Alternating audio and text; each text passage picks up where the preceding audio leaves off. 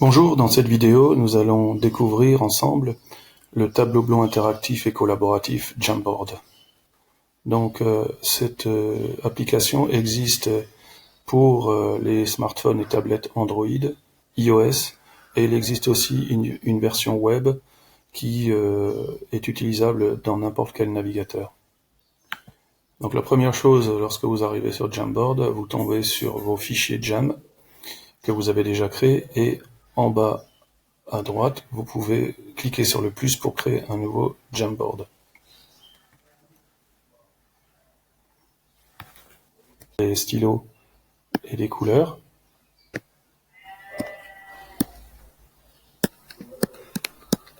Vous pouvez donc écrire à la main. En dessous, vous disposez d'une gomme.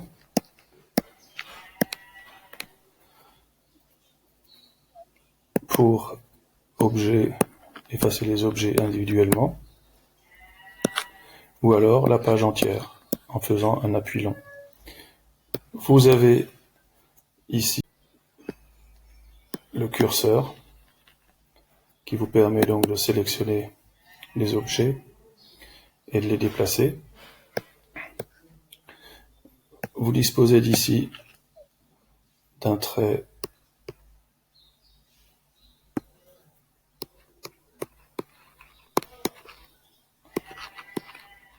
pour entourer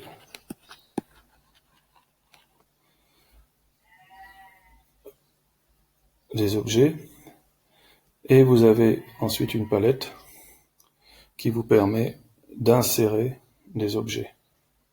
Nous reverrons ça tout à l'heure. Donc, insérer des objets. Vous pouvez aussi rajouter des pages, donc en cliquant sur la flèche ici. Donc là, nous avons la gestion des tableaux.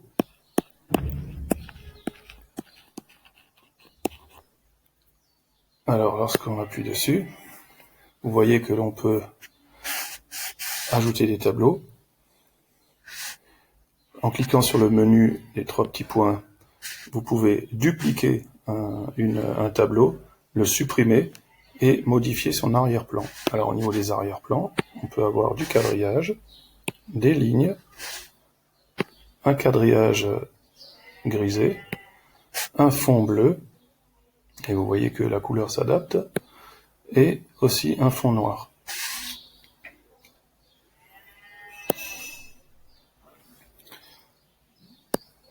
Donc nous allons voir maintenant les outils magiques, comme je les appelle. Il y en a 3 sur la version Android. Alors attention, elles n'existent pas dans la version web. Alors la première chose que vous allez pouvoir faire, c'est d'écrire un texte.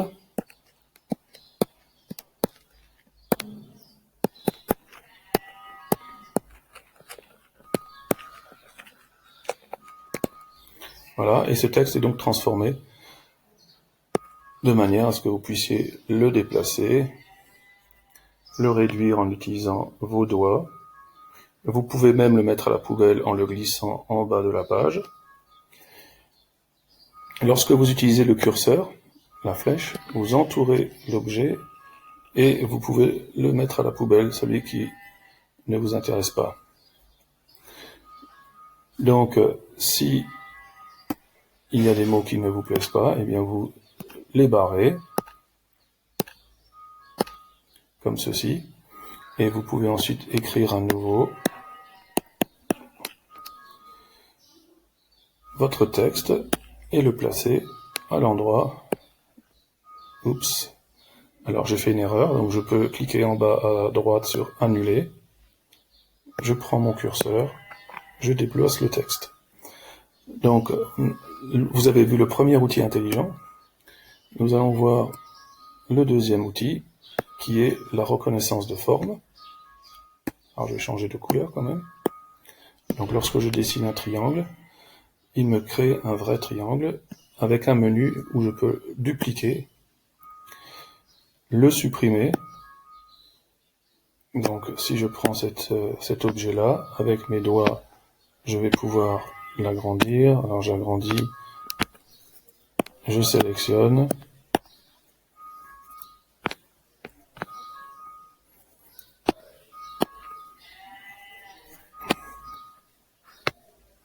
Je peux l'agrandir, le réduire, le déplacer, tout en utilisant mes deux doigts pour l'effectuer. Je peux aussi donc changer encore de couleur, dessiner un carré, voilà. Donc ça c'est les outils de reconnaissance de forme. Je vais pouvoir ensuite dessiner les objets et utiliser la reconnaissance. Donc si je dessine un bonhomme, eh bien en bas vous avez différents types de bonhommes qui vous sont suggérés par l'intelligence artificielle de Google. Donc je prends celui-ci et voilà, mon objet se transforme en pictogramme. Alors je vous recommande notre vidéo qui utilise justement cette possibilité-là pour créer des icônes dans votre diaporama. Vous pouvez cliquer sur le lien de suggestion pour y accéder. Donc je vais rajouter encore une nouvelle page. Je vais changer le fond.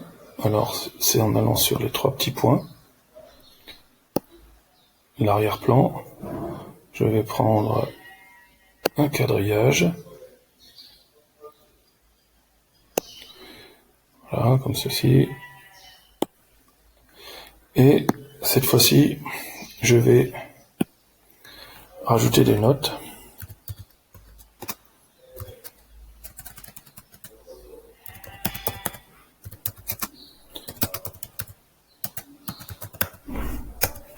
Voilà, donc là j'ai des post-it qui se mettent en place, que je peux déplacer. En zoomant, je vais pouvoir les pivoter, les installer à l'endroit que je veux. En dézoomant sur la page, voilà, pour le placer. Donc à nouveau sur le plus, je vais rajouter une image. Alors cette image, je vais la chercher sur le net.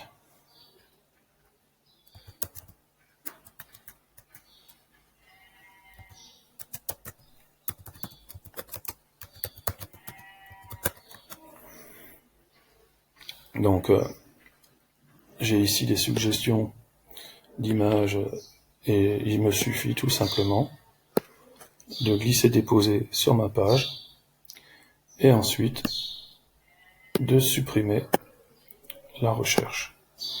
Et ainsi vous allez pouvoir récupérer des images directement sur internet pour ensuite les utiliser.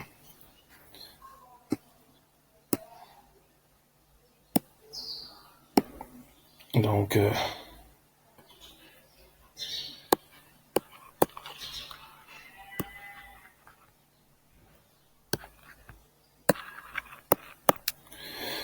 qu'est-ce qu'on peut faire encore?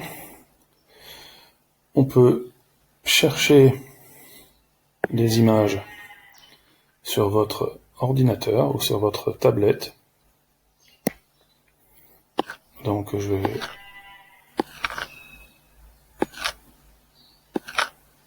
chercher une ressource. Voilà, celle-ci. Alors comme elle est petite, je vais zoomer d'abord. Ensuite, sélectionner l'image. L'agrandir. Et ensuite, de nouveau, dézoomer la page.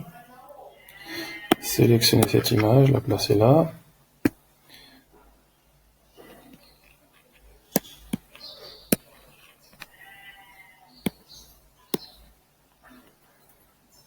Donc ça, c'est une image sur l'appareil.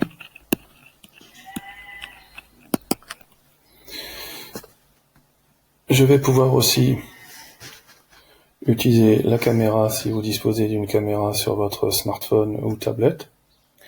Vous pouvez rajouter des stickers. Alors les stickers sont intéressants parce que vous pouvez par exemple les placer sur une image et demander aux élèves de faire un commentaire. Vous pouvez aussi valider ou désapprouver en utilisant ces stickers. Vous avez donc différentes solutions. Bien évidemment, vous pouvez les dupliquer autant que vous voulez, les agrandir en zoomant dessus, en la sélectionnant avec la flèche, et à partir de ce moment-là, vous pouvez l'agrandir, dézoomer à nouveau, etc. Donc je vais rajouter encore une diapositive, et cette fois-ci, nous allons utiliser le Drive. Donc sur mon Drive, j'ai préparé quelques fichiers, donc vous pouvez importer des PDF, sélectionner, vous cliquez sur sélectionner, donc normalement le PDF apparaît, alors après il faut évidemment zoomer à nouveau, et à partir de ce moment-là, lorsque vous sélectionnez le PDF, vous allez sur les trois petits points, et vous allez cliquer sur Expand, et ça va vous permettre en fait de voir toutes les pages de votre document, et de ramener les différentes pages sur le tableau blanc. Le PDF entier, vous allez pouvoir le supprimer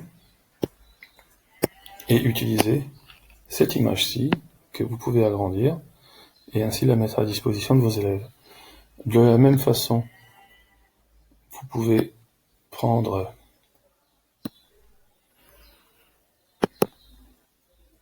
un diaporama et sortir les pages qui vous intéressent, donc Expand. Donc ici c'est un exercice, je prends la première page et mon diaporama, ensuite je n'en ai plus besoin, je peux le supprimer. Donc là pareil, j'ai un exercice où les élèves vont pouvoir écrire dessus. Donc ça c'est des fonctionnalités qui sont propres à l'application iOS et Android, mais que vous ne retrouvez pas sur la version web. Donc pour une fois, vous avez une application qui est plus complète sur une tablette et un smartphone que sur un ordinateur. Dernière chose, vous allez pouvoir partager. Donc je change mon arrière-plan, je mets des lignes cette fois-ci, et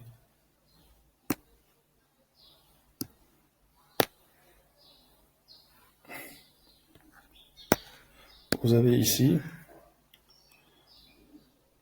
le menu avec les outils de partage.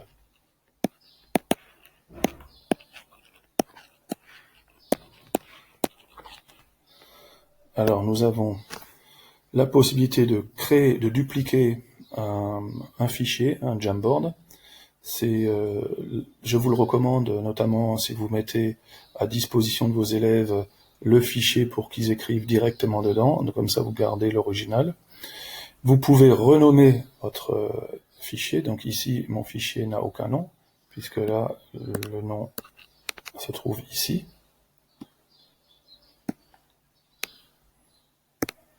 Donc je vais écrire ça proprement, j'utilise la gomme, vous voyez, c'est assez rigolo. Donc mon nom de fichier est là, donc je vais nommer mon fichier, je vais l'appeler démo Jamboard. Voilà, donc mon fichier est nommé. Il se met par défaut, il se met à la racine de votre Google Drive, et vous allez pouvoir le partager en cliquant sur ajouter des personnes, Vous pouvez saisir donc les noms des personnes ici.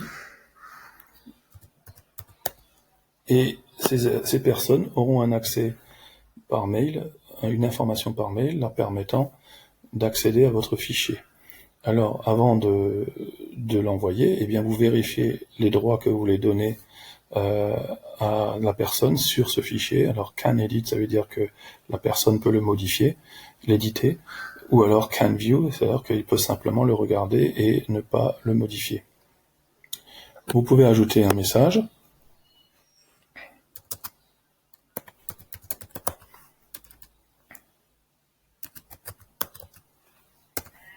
Et l'envoyer.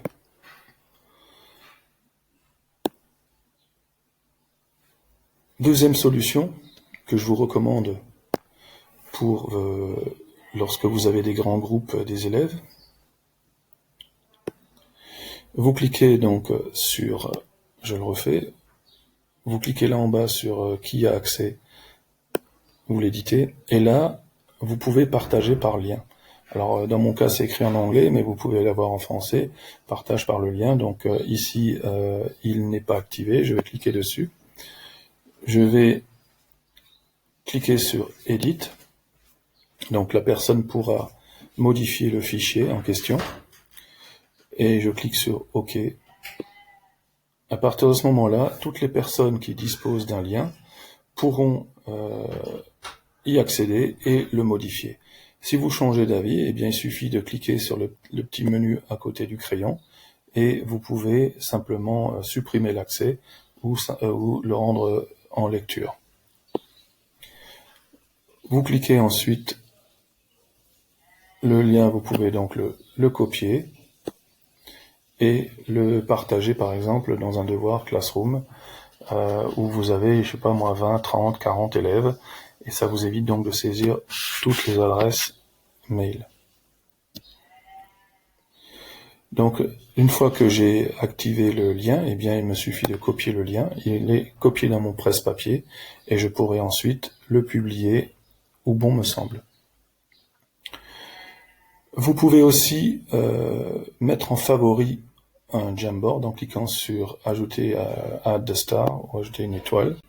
Partagez votre Jamboard sous la forme d'un PDF. Donc vous pouvez l'enregistrer dans vos fichiers ou l'enregistrer dans le Drive.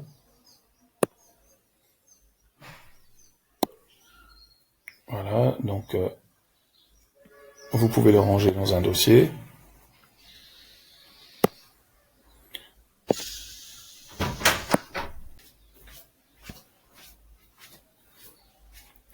Vous pouvez aussi enregistrer un tableau, une image, sous la forme d'une image, et pareil, la mettre dans votre Drive sous la forme d'une image PNG. Utilisez votre Jamboard de manière synchrone, ce qui veut dire que vous allez travailler en même temps et à distance avec vos élèves ou vos collègues sur le fichier.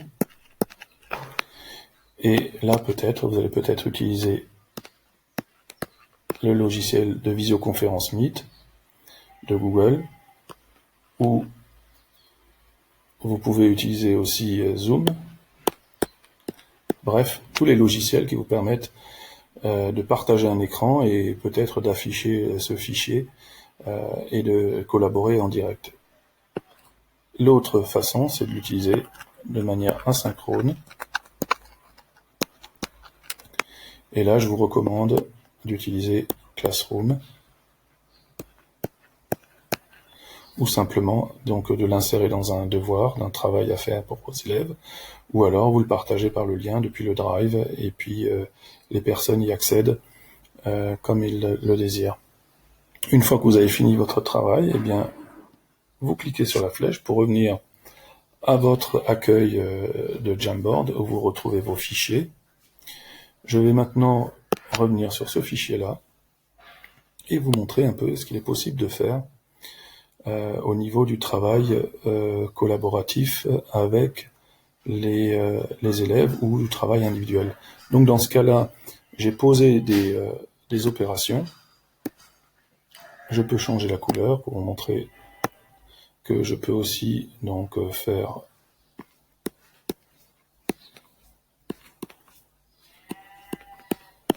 voilà, donc l'élève il reçoit ce fichier que je lui partage dans un devoir dans Google Classroom et il pourra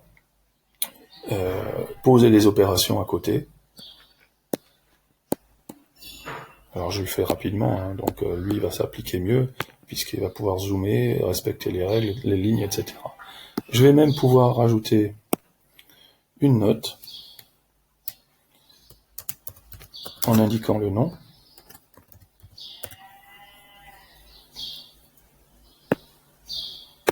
Je vais le placer à l'endroit qui m'intéresse. Voilà. Je vais pouvoir dupliquer cette page. Donc en allant dans le menu de gestion des pages, je duplique cette page. Je prends la deuxième. Et je vais modifier le nom ici. Et ainsi pouvoir mettre à disposition de mes élèves une page par élève. Donc vous voyez bien que ici j'ai CENI, j'ai la page de Rama, etc., etc. Donc là, je viens de faire un travail individuel. Au niveau d'un travail collectif, je vais pouvoir insérer, je vais chercher donc une image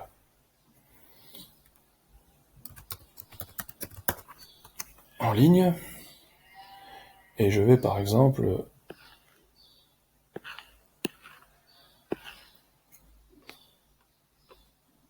chercher un paysage de montagne.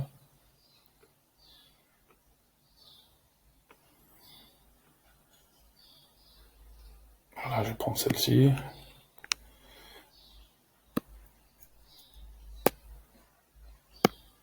Et je vais demander aux élèves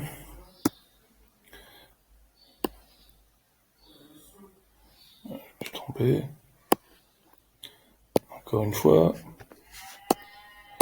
je vais la placer ici, je vais pouvoir l'agrandir. Et je vais demander ensemble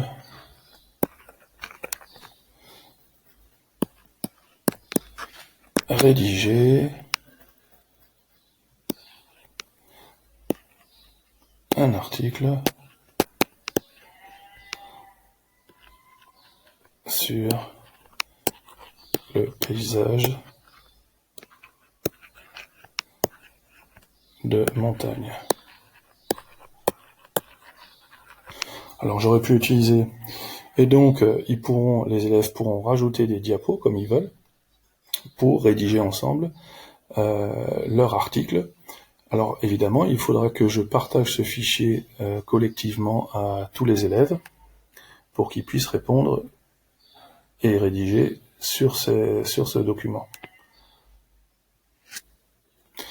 Donc au niveau du partage, nous avons vu qu'il est possible de partager le document dans Drive par le lien.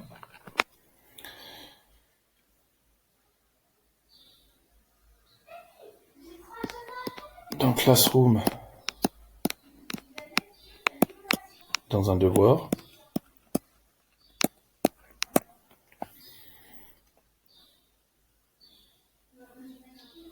Alors à chaque fois, individuel, collectif, groupe. Voilà, je pense que nous avons fait le tour de ce qu'il était possible de faire avec Jamboard. Une dernière chose que je voulais vous montrer, c'est que vous pouvez déplacer les diapos comme ceci. Et la cerise sur le gâteau, si vous prenez le pointeur vous faites ça, eh bien vous pouvez déplacer tout un bloc à l'endroit que vous désirez pour éviter d'utiliser. Donc là par exemple, je vais le mettre à la poubelle et mon travail est prêt. Donc je vous remercie de votre attention et j'espère que Jamboard fera partie de vos outils.